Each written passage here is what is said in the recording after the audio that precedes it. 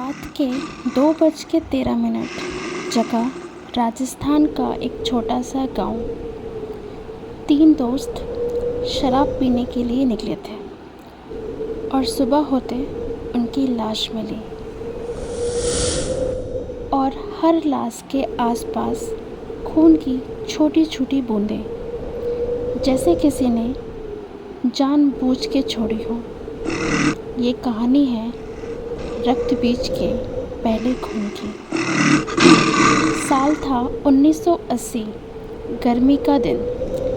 गांव का नाम था ढोलपुर। के पास एक छोटा सा गांव। बिजली आती थी 4 घंटे, बाकी रात अंधेरा ही अंधेरा।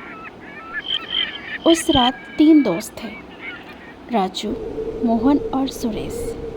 उम्र 19-20 साल। तीनों शरारती।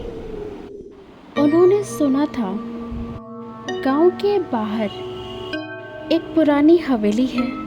लोग कहते थे वहाँ रात को दिया जलता है अपने आप।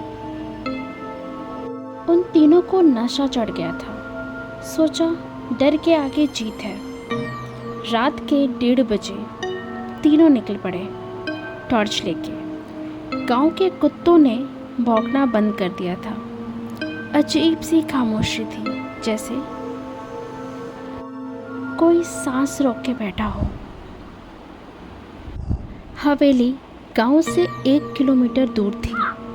टूटी फूटी दीवारें काली पड़ गई थी। अंदर घुसे तो बदबू, खून और मिट्टी की मिली जुली बदबू। राजू बोला, कुछ नहीं है यार, चलो वापस। तभी पीछे से आवाज़ आई, पानी। तीनों पलटे, कोई नहीं था। मोहन बोला, भ्रम होगा, और आगे बढ़े। 5 मिनट बाद मोहन गायब। सुरेश चिल्लाया, मोहन।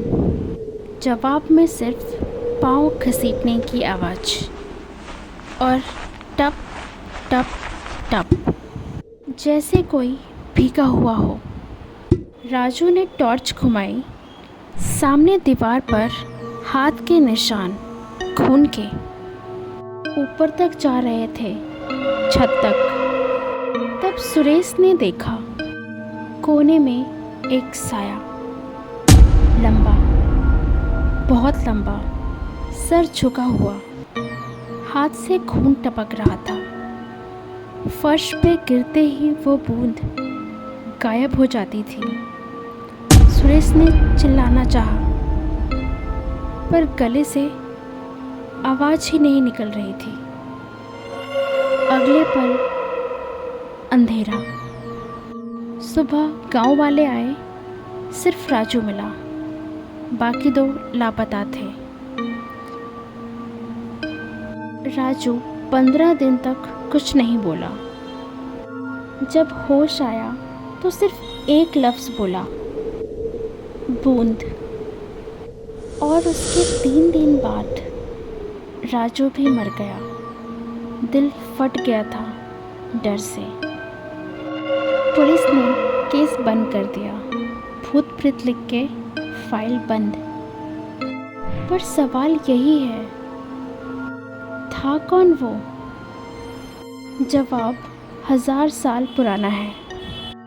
सुना है जब देवी माँ काली ने शुंभ और निशुंभ से युद्ध किया था, उनका सबसे खतरनाक सेनापति था रक्तबीज।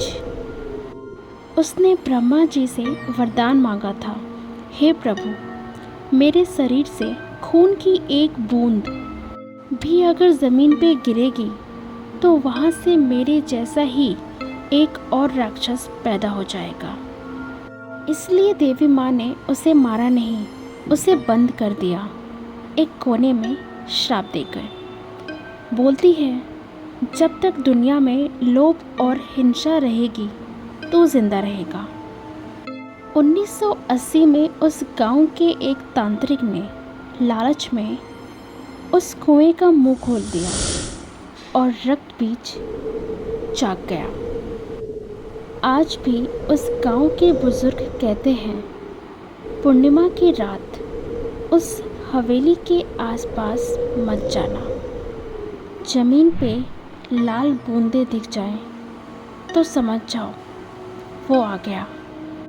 रक्त बीज को आग नहीं जला सकती, पानी नहीं बहा सकती, क्योंकि मरेगा कैसे?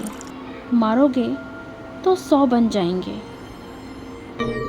रक्त बीज को मारने का सिर्फ एक ही तरीका है, लेकिन वो तरीका इतना खतरनाक है कि इसके बारे में अगले एपिसोड में जानेंगे। उस रात हवेली में रक्त बीज की एक बूंद बच गई थी। वो बूंद कहाँ गई? जवाब मिलेगा अगले एपिसोड में। एपिसोड 2 है हवेली, जहाँ 7 लोग एक साथ गायब हुए थे।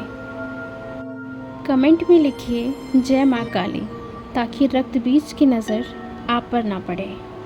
मैं मिलती हूँ आपसे अगले एपिसोड में। तब तक दरवाज़ा बंद रखना।